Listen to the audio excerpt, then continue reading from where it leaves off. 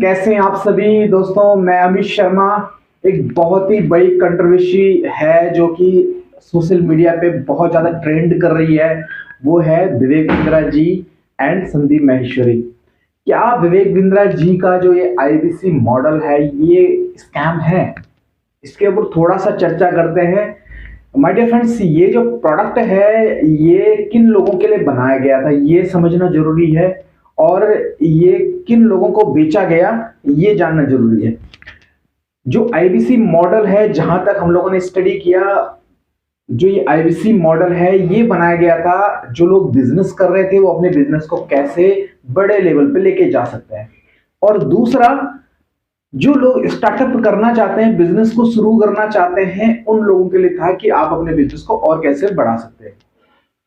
अगर ये प्रोडक्ट उन लोगों को बेचा जाता जो ऑलरेडी बिजनेस कर रहे हैं या बिजनेस को स्टार्टअप करना चाहते हैं, तो उनके लिए ये प्रोडक्ट एक वैल्यू फॉर मनी था, राइट। बट लेकिन जो टीम है, जो जो आईबीसी थे, उन्होंने ये प्रोडक्ट बेचा एक कॉमन लोगों को, जो स्टूडेंट है या फिर जो कुछ करना चाहते थे, उनको एक गलत मिस सेलिंग हो गई किन्हीं कारणों से, तो उससे उनको वैल्यू फॉर मनी नहीं लगा वो प्रोडक्ट।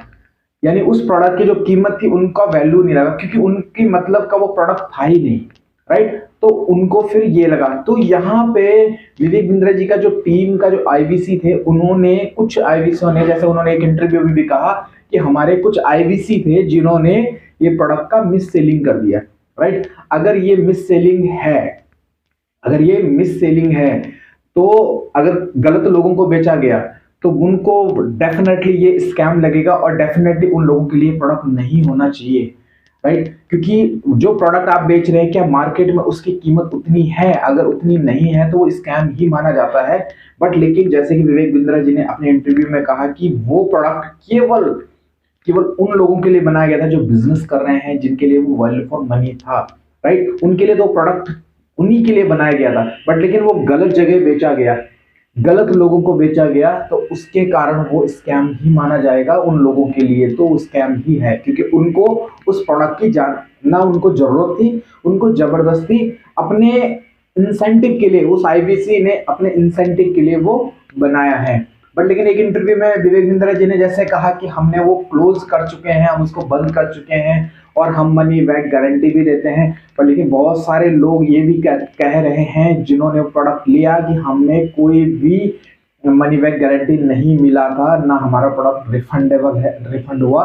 हमें ये बताया गया कि ये प्रोडक्ट अगर आप पैसा अपना वापस लेना चाहते हो तो किसी और को बेचना पड़ेगा, राइट। तो यहाँ पे तो ये, जहां तक हमें लगता है, जहां तक पूरे कुछ भी और बहुत सारे लोगों को लग रहा होगा कि यहाँ पे स्कैम है। अगर ये एक्टिविटीज थी, अगर रिफंडेबल है, मनी बैक गारंटी है, जैसे उन्होंने कहा कि हम पहले मनी बैक गारंटी करते हैं 1 हफ्ते के, उसी टाइम पे अगर उन्होंने मना कर दिया कि हमें ये प्रोडक्ट की जरूरत नहीं है, या फिर 3 महीने बाद भी मनी बैक गारंटी, तो वहां पे तो आई थिंक अपने को लग नहीं रहा कि वहां पे स्कैम हो सकता है, अगर ये पॉलिसी थी तो।